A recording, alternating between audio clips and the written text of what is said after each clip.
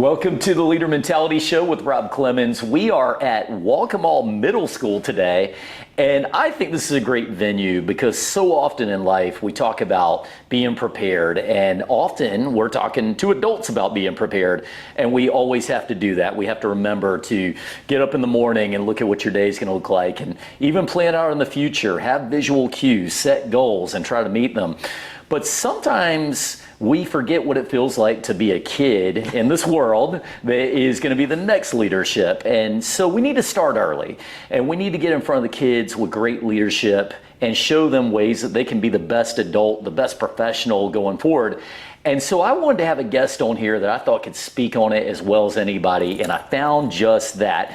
Ginny Haynes, she is the principal of Waccamaw Middle School, and I just want to welcome you to the show. Thank you so much. I'm glad to be here. Man, well, I'll tell you what, off the air, on the air, you are a breath of fresh air. Got a good passion to you for this. So well done. I'm excited to be here. Thank you. Lots of energy. Yeah, right. Well, and people who know me know I got a little bit of energy too, so we'll see if we can match each other today. There we go. What's been going on here at the school? Oh my gosh, we just finished up quarter one, and we had such a great quarter.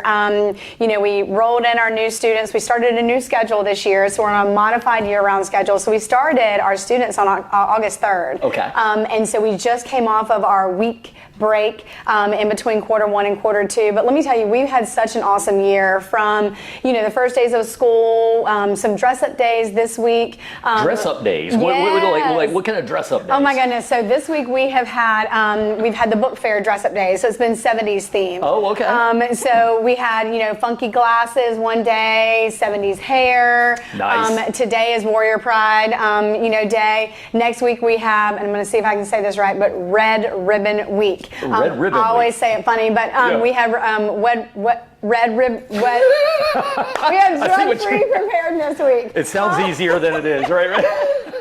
So, know your strengths. So anyway, they'll be dressing up on Neon Day. We've got Camouflage Day, Jersey Day. Nice. We'll have our drug-free preparation by our SRO presentation on Tuesday. So, lots of fun dress-up days just to keep it, alive and well, and, we alternate. Mm-hmm. Well, let me ask you this. Is it just the students that do it, or do the teachers also get to do it? Teachers do it too. Okay, yes. Nice. Yes, we had our homecoming week back in September, and we had Tacky Tourist. Oh, nice. And I was dressing up like crazy. We had Cowboy Day, and so we all have a good time. I encourage our faculty to participate as much as possible, because when these students who are in this hormonal type of thing, and it's minute by minute with this age, but when they can see a teacher or an administrator or an educator adult letting go a little bit, it totally opens up the path for them to let go a lot more. Well, that makes sense. So from a psychological standpoint, the kids are actually, you can put yourself in two categories as a teacher. Either I'm above you guys and all this, or you can say, hey, look, I am relatable. And you found that helps the students kind of open up a little bit more themselves. Well, I think you have to find a happy medium. Like when it's work, it's work. Right. When it's play, it's play. Okay. And so I think that goes along your entire life. You know what I mean? So when you get into the classroom and it's time to go, I need you to be on that level. Man. But when we're in a pep rally and you see me jumping around and we're dancing and we're encouraging the games, like you got to see that too, you know what I mean? Because again, that's being human. You know, like we mess up too. We like to laugh, we like to enjoy, we like to share, but we also like to work hard. So it's work hard, played hard, and that's a life skill. I think it's really interesting. I remember when I first started getting into the professional world, and we could be having all this great banter right before the meeting and talking about how your weekend was, and the minute that the meeting would start, to me, a light switches on, and we're like, okay, none of that anymore. Let's actually talk business. Yes. So it's cool that you're giving them a chance to learn that early on. Absolutely, absolutely. And there's a time to celebrate and there's a time to work. Right. And so we've been able to really celebrate with our students this quarter. We were just named an excellent report card by the South Carolina School Report Card, and that's based on your testing. That's based on your student growth, your student climate, school climate, and we went in 1 year up 24 points from average to excellent, which is huge. Now, will that happen again? No, but there's still 33 points on the board. board, and every point equals students. What do you attribute that to? Give me a handful of things that you felt like made that difference of going from average to excellent. And by the way, well done. Thank you. It's something that you as a principal should be very proud of. But look, there's business owners, there's sports coaches, there's everybody wants to get better at what they do. What were some of your high points? Oh, the biggest part is putting together a team together that has the same vision, that has the same passion, and that understands that pride aside, data is data. So we have to make sure that we're looking at where students are growing, where they're not, what we can adjust in our classrooms, but also it's everybody working towards the same vision and the same trajectory, and the beneficiaries of those are people, students. So once you put that team together and you collaborate with each other, the passion is so high for everybody here because we want our students to do well at whatever they do. We recognize the sports every day on our announcements. We're recognizing the artistic abilities, the awards, that we're recognizing all those things because that right there is for the majority of our students the reason why they come to school. Yeah, absolutely. So you have to build the well-rounded student. It's so amazing that you're saying that. And the reason is you've identified that as our core focus of what we're trying to do at the school. And it kind of reminds me of a person that introduced me to you originally was one of my real estate agents, Val Lyons. Yes. And she works in the Pawleys Island area, and she told me all these great things you're doing. But I always talk to the real estate agents at the firm that I own, and I tell them, look, the whole goal of this is to have happy customers who get the best value for the property that they wanted. That is our goal. And I said, anything we do that's contrary to that, we want to scrap that. Anything that we can do to make it better, we want to encourage that. Yeah. So that's what you've done here. Well, we've totally changed the culture. When I got here, this is my third year going into as principal, and we totally changed the culture. So it was more about having pride in where you go to school, being happy in the hallways. I wanted, we say it all the time, we just can't hide that warrior pride, because when you are prideful about what you do, you want to do better, you want to impress, you want to succeed. And so when you create that family, that support, that everybody's different and that's okay, kind of thing, but just encouraging people to just be happy, you know what I mean? Like, strive for the best that you can in every way possible. And I think that our faculty has really engulfed that pride, that sense of community, that sense of family. But not only our students, but our community has. Wow. Our parents have. Our PTO this year has raised over $27,000 for our school. And that was just with warrior partners, family and friend partners. When you have something that people believe in, they buy into that. And so it has been a totality change for our school, which has been incredible. That's amazing stuff, and well done. I want to ask you this, and let's go to the flip side of that. You want to build a culture of happiness and joy for what you do. Very great things to have. What do you do? Think about a kid, right? We do know that in life there's always ups and downs. When you see a kid that's having a hard day, and you can almost visually see that, what's a method that a principal, a teacher, a counselor can do to help to get that kid out of that zone? We talk about it often. At this level, we have 7th and 8th graders, okay? They don't get to choose their home life, okay? They don't get to choose how their morning started off. They don't get to choose what they ate last night for dinner. So, when you see a behavior problem, the first aspect is to see what the root of that behavior is. Is it truly just disrespect? We can handle that. Is it truly the fact that you didn't sleep at all last night because you had no bed? Is it that you really don't know how to do this math? So in order to deflect that you don't know, I'm going to misbehave, so that's what you're looking at instead of the information. So, for educators nowadays, it's harder, and it's becoming increasingly harder because we're not just wearing the standards hat, teach them how to do math and ABCs 1, 2, 3s. We're having to identify all of these things because life has gotten harder. People have become a little more difficult in terms of their situations that they've been put in or have put themselves in, but again, these are still children. So they are growing adults, and we have to grow them into this is the right behavior, this is the wrong behavior. You can ask for something 10 ways. You might not get it 8 of those ways, depending on how you ask. Right, so training them how to communicate, how to verbalize what's going on, so that we can understand and try to help them. For us, cussing, like for example, cussing is not like a normal thing. Like you and I aren't like cussing at each other here. Right. But for some kids' homes, that's all they know. That's what they are getting absorbed on a daily basis, right? So when they respond to me with a cuss word, I have to recognize, and I'll give them a minute. All right, you said it once. That's enough. Mm-hmm. You know what I mean? Set that boundary. If they are able to comply, then you know that it's not a disrespect towards you. Mm-hmm. It's just a habit or a life skill that they have learned and that they're in every single day. But when they continue to disrespect you, then there's a problem. There's a discipline we have to really make sure that we're going to. So one thing you said, and you made me kind of chuckle a minute ago, is you said, we can handle that. Yeah.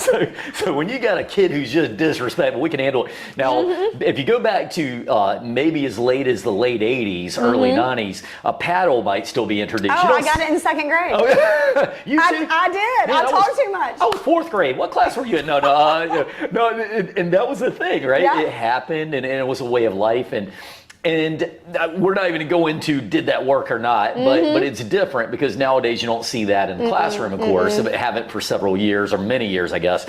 What are ways that you can discipline a child if you are willing to share that? Absolutely. So last year we started an in-school suspension program. Before that, it was either lunch detention or you were out of school. Okay, well, most of the time children want that. Like, yes, put me out of school, you know what I mean? But the other part is you really don't know what kind of home they're going to sometimes. So you need them in school. We need them in class. So we started an in-school suspension program. So when we discipline, first of all, it's a conversation, okay? So that I can talk to you as a growing adult to make you understand this is not okay, this is okay, these are some things, how could you have handled that situation differently? Here are some suggestions that we can do, how can we move forward? Can you go and apologize to the person that you just disrespected? So again, really making them be accountable. When it happens again, then you can look at lunch detention, or even for vandalism or some trashing of the cafeteria. We've had parents support us because they believe with what we're doing that we have the best interests of our children. So the trust has to be there from everybody. So when we have students that have wrecked our outside or when they've got some vandalism issues, we've had them cleaning up the cafeteria, with parent permission. But we have in-school suspension, we have out-of-school suspension, and then you can go all the way up to expulsion. I mean, Jenny, one thing that you said that I love, we can use this all the way into the adult world as well. Absolutely. It just comes down to these are our expectations. It's amazing to me how many managers, bosses, leaders don't take the time to say, these are my expectations. Absolutely. This is our goal. And so what happens is... And holding them accountable. And the best example I can use is I've had many employees that work for me over the years, and culturally speaking, in the sense of the culture of the place they worked at before they came to ours, they may have come to learn at their old company that showing up 5 minutes late is not a big deal. Maybe that's culturally what they learned. I always have to sit down with people and literally have this conversation. At the place you came from, 5 minutes may not have been a big deal. To me, it's a huge deal. Absolutely. And you can't do it. Right. So you can't just assume they're trying to disrespect. You have to make sure they understand the ground rules. You have to explicitly, and we say that to our teachers, before any activity in class, explicitly explain your expectations. Otherwise, do they know? Right. Yeah. Either they can know and don't care, or they don't know and really have no idea what your success criteria is. Exactly. Because I think people thrive in standards, boundaries, and expectations. Depends on who's giving those as to whether you're shortening the expectations or you're really broadening that so that success grows. Right. But you really have to be explicit this is what I expect of you as an employee, as a student, as a whatever, so that there's no blurred lines. There's no question as to did I disrespect or did I not complete your expectations? Right. Well, I told you that you needed to be here at 8 o'clock. You were here at 8:05. So yes, you did disrespect the expectations that I set for you. You gave a fair expectation for them, and you didn't expect them to be mind readers, and especially not kids who are in 7th and 8th grade, right? Well, we say that a lot because again, you know, their brains right now are still developing and right now school is not their top priority. You know what I mean? Like my job is a top priority for me because I'm passionate about it. I love it. And so, you know, I spend a lot of time here, but with our children, I mean, I have an 8th grader who actually goes to my school. So, you know, I feel like his brain melts out of his ears on a minute by minute basis, you know, but you know, so I really get to talk with him too and see, okay, how does this work, you know, and so it really helps me to really understand how students at this age are really living life and trying to figure it out. But it also allows me to recognize that if I'm not doing the 100% best for my personal child, I'm not doing it for somebody else's child. 100%. So these, we have, you know, 350-ish type of, you know, students here. They're all different. They're all beautiful. They're all wonderfully made. And they're all my children when they get, you know, come to school here because I've got to make sure that they are ready for whatever that's going to be. Boy, what a great mentality to have when it comes into a way to be a great leader. Let me ask you this. I have had the pleasure of speaking to some 7th and 8th graders before. I was down at the ATA, for example, if you've ever been down there. And I remember walking into the room, and one thing I've always said, I have a high respect for teachers in this country because I think it's such a tremendously probably rewarding job, but it's also got to be every single year you're meeting a new class of personalities of different levels. Oh, it's daily. You don't know. and I found out that I'm more of a manager of adults after talking to children, if that makes any sense. I remember just walking in thinking, I'm going to blow their minds today, talking about, you know, these 7th and 8th graders. And sometimes they're not quite ready for that yet. So how do you handle that? Well, it's interesting. We just had our big celebration on Wednesday to show them that we moved from average to excellent. And I was like, okay. And I prayed really hard because you could like, look, we're excellent. And they could be like, woo. You know what I mean? Wow. So it's like, how do you get them to buy into what you're doing? Right. And it really is, you know, they have to know that you care about them first before they know how much you know. You know what I mean? Like, they don't care how much knowledge you have or how smart you are until they really know that there's a relationship there, they can trust you, because students nowadays are not as trusting and as open as they used to be. Right. Like before we trusted every adult. Now they trust no adult. Wow. So it is a huge change in the fact that they have to know that you really have their best interests at heart. You're going to be fair, your expectations. I mean, I can go into a classroom and let them have it because they were just disrespectful to a sub, right? And then when I leave, I'm like, am I mad at you? No, ma'am. Am I disappointed? Yes, ma'am. So now we know how to behave. Wow. Thank you very much. And as I leave, bye, Ms. Haynes. Bye, Ms. Haynes. Thank you. See you later. You know what I mean? So that shows you the relationship that you have. Now, I'm not everybody's cup of tea. Yeah, no, you know what I mean? And in a leadership position and in a position where you are, and right now, you know, we have 352 students and we have 48 staff and faculty members. So I'm working with a group of 400 people plus their parents. So I'm not going to be everybody's favorite person. And when you make rules and you make decisions, it's not going to be everybody's jam. But we really have to make sure that we do it collaboratively. Not a decision that's made here is mine. Right. It is a decision that came out from another teacher, from an admin that I had, and we talk about it as an admin team. We talk about it as our department chair leadership team, and then we present it to the faculty, and then we present it. And then you make a decision. And then we implement it, right? So I mean, every decision here is really, we're trying to be as proactive as possible and asking all the questions from different levels to make sure that we have addressed everything that we possibly can. And we always say, everything in the school, day to day, is really a work in progress. Right. If you got feedback, give it. We're happy to listen. We might not agree, but we're happy to listen. So we're happy to make some changes and be flexible with that. But because we're dealing with people, you know, Exactly. and things change and situations impact people. And you know, we've had a great year. We just got named as the best middle school for the Post and Courier for Horry and Georgetown County. So we were really excited. So, cool. So again, you know, when you start really incorporating everybody into the growth that you set, the success that you set, the trajectory of your path, you know, and everybody buys into that because they see, you know, nobody jumps on a train. So all of these things that come into being a great team, but I want to go back to something you said at the beginning. Yeah. You were talking about these dress up days, 70s day, and then I thought about presentations, science projects. I don't know if they still do this stuff. Can you tell when the parents got a little too involved helping the kid? Yes, absolutely. You can totally tell. And it's interesting because, parents, one of the things that they tell you when they come in at the beginning of the year, can you give us some heads up so we can make sure that we order all the things off of Amazon? Oh my gosh. For the dress up day. So, some of these parents are like really all in. But, you can also tell when a parent has done their homework for them because, they're turning in and they're getting 100 and you're like, wow. But then you go to take a quiz on it and they're getting a 42. And you're like, so like, who did that for you, buddy?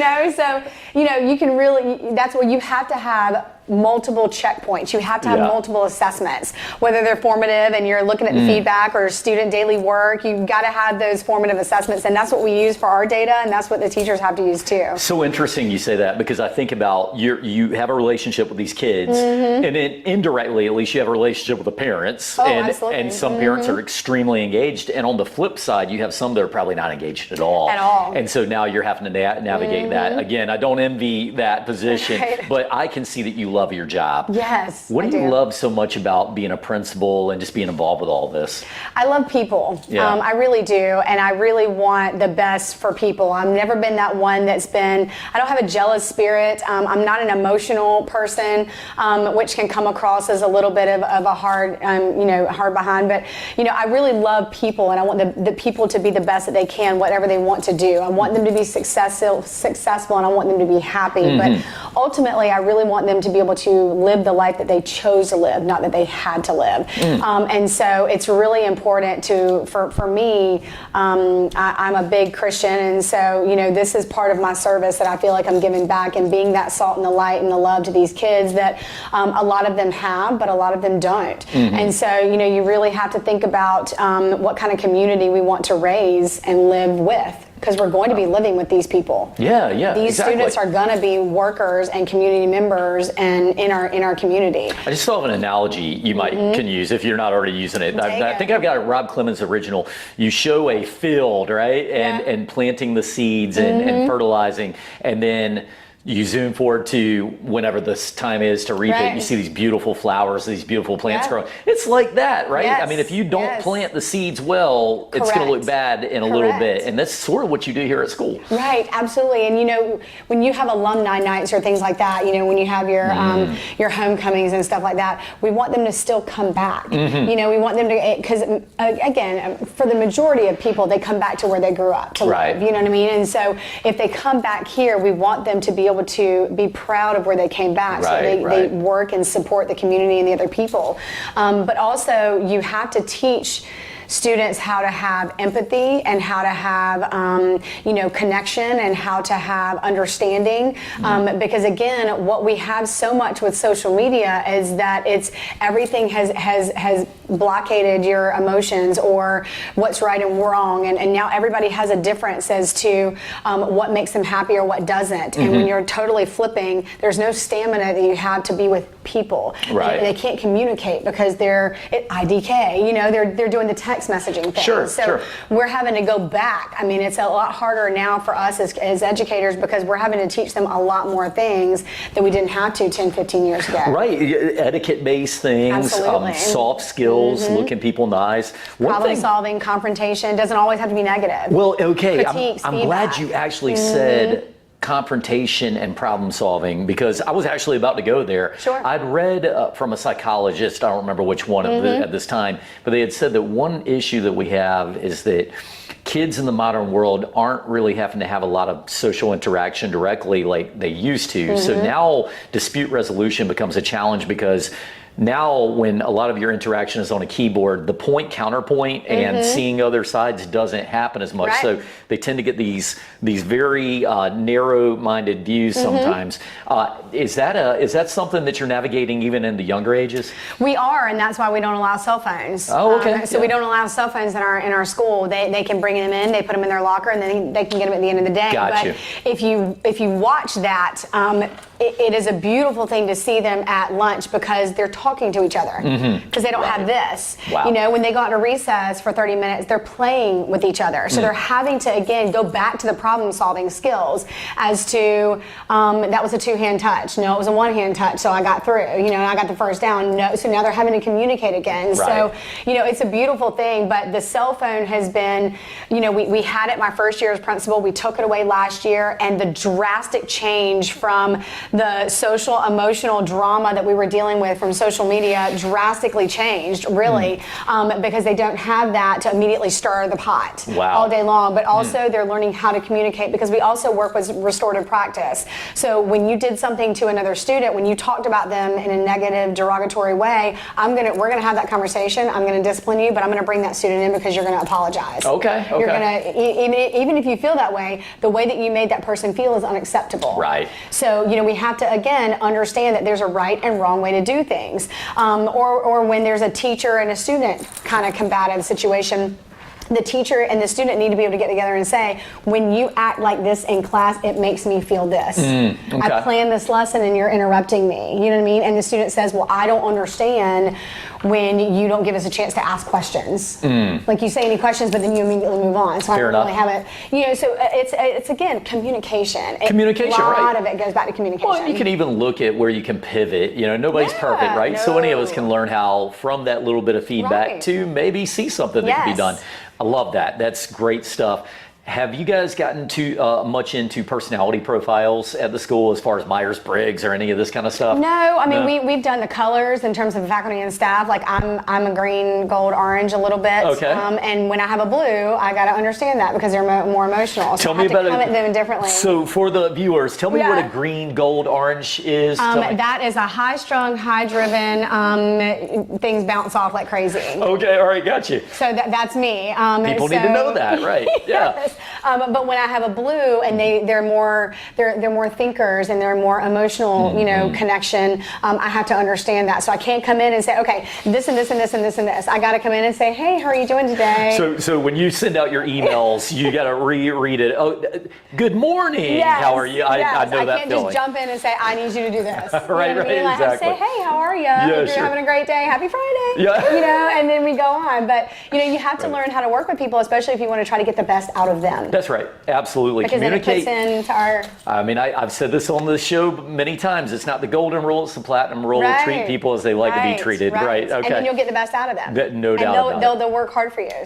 So it's clear that you love what you do. Yeah. Tell us how you got here. I mean, was little 5-year-old Jenny sitting there going, "Mom, I'm going to be a principal one day," or no? Okay. Well, so no. Yeah. I was a dancer. I was a professional dancer for a really long time. I danced my whole entire life. My dad was in the Air Force, so we moved around. Hey, same here, by the way. Yeah, Where'd you go to school at? I mean, you can't answer that. It's all over the place. All right. Gotcha. Right. It was, you know, when we moved from Mississippi to here, and you know, my dad's stationed in Biloxi.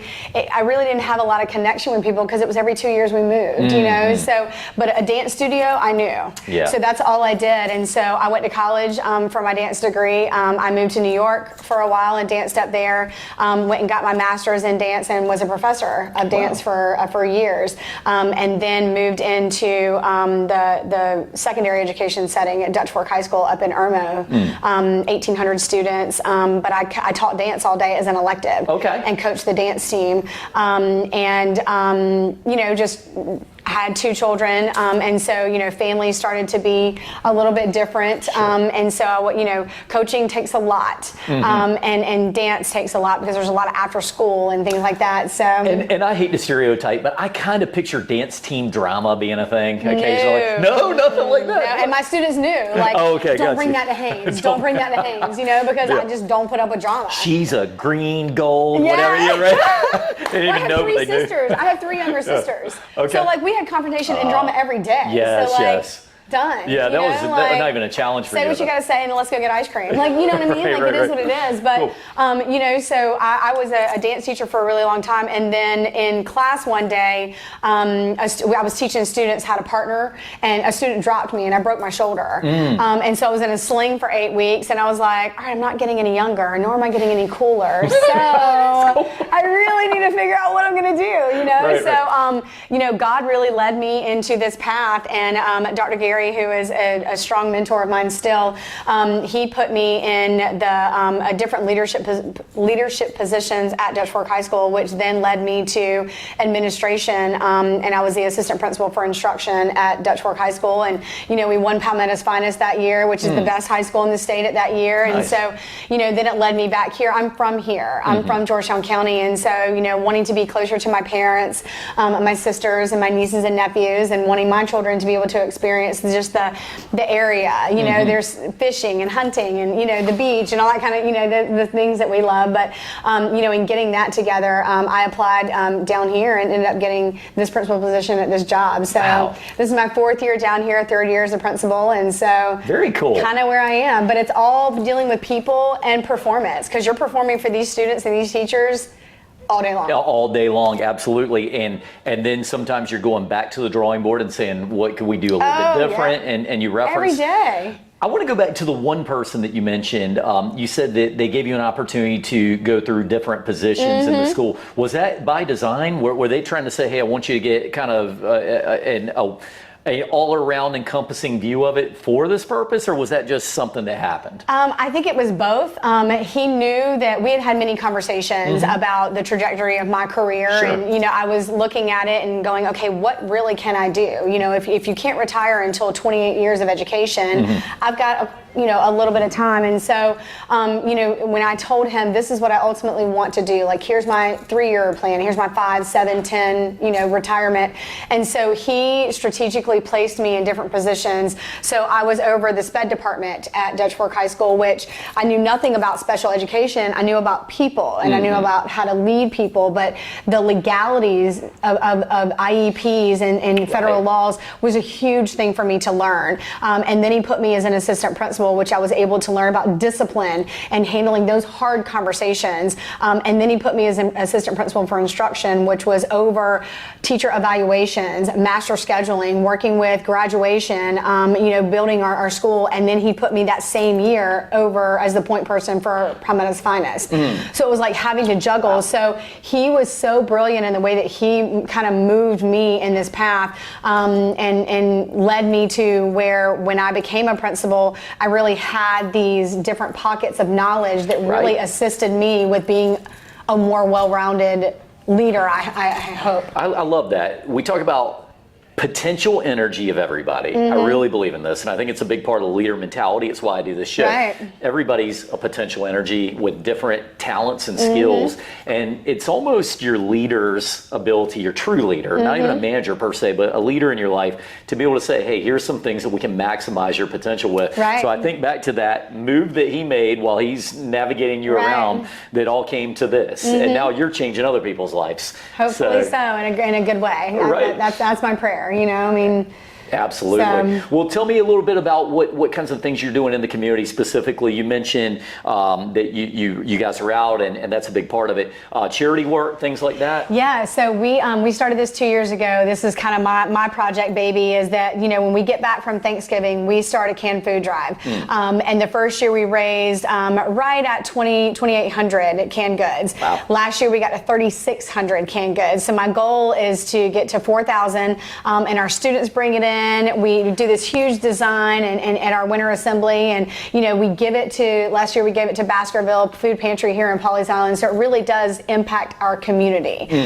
So the students need to understand that our community supports us. We have to support our community, and it goes hand in hand. So that's kind of something we do. We have so many different clubs that our teachers sponsor on campus. So we'll do a toy drive and different things like that. We have a All for Paws that one of our teachers does. We alternate every other Friday. We have Fun Friday, and then we have Club Friday. And Club Friday is every faculty and some of our staff had to choose a club. I have a dance genre club. Okay. So we get to meet with our students every other Friday for 30 minutes, and we just get to be with like-minded people. Nice. We've done jazz, hip hop. We did modern, and we did shag last club.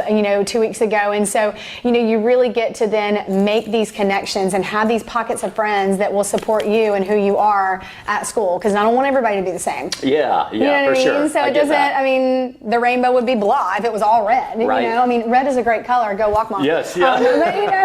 But you want everybody to be different. That's what makes our community. So just giving back and being able to address different areas of different people's lives and really looking at the whole child, how to support the whole child. That makes sense. It makes sense. What do you see for yourself over the next 5 years? I don't know. I think that's all in God's timing. I am, I have an 8th grader here. I have a 6th grader at Waccamaw Intermediate who's going to be coming here. So if I stay here, great. I'll continue to enjoy and get to have those little snippets of pockets where I can see, throughout their day. Right. And dress up and we sneak the pictures together. So I'll be able to enjoy him. And I'm not afraid or I'm not scared to go into other schools, into different levels. I see it as a challenge, and again, just working with people. When you're working with different people, sometimes it's a hit, sometimes it's not. Sometimes it's a rocky road, and then it smooths out, and sometimes the people just don't fit. You know what I mean? So, in terms of looking at where that is best suited for me, I got to look at what my family needs and where I can really make the biggest impact positively. So, making a positive impact. I'll have to see. Talk about leadership ripples, right? You make a little ripple that can eventually make a big change in somebody's life. In this case, you have a whole lot of students you can make a big change for and employees. So, well, you're doing a great job with this. Thank you so much. I've been thoroughly impressed with everything, and I think that we can take a lot of what you said today and become better leaders from that. And so I hope you guys continue to grow, get those 4,000 cans for the fundraiser, and win some football games and whatever else goes on. Yeah. Absolutely. We got all the things, We have a great high school that we feed into, and so we have all the sports and all the clubs, and once a warrior, always a warrior, and we just can't hide that warrior pride. You can't hide that warrior pride. That's right. My school didn't have as good of a mascot name. We were the Lancers. You can't really do anything with that. That's a little hard one. We're not dancers. We're I don't know. Really nothing works anyway. But just stick with the warrior pride. You're a warrior now. I'll be an honorary warrior. Absolutely. Well, Ginny Haynes, you are doing a great job. Principal Haynes, I should say. I feel like I'm at the principal's office right now.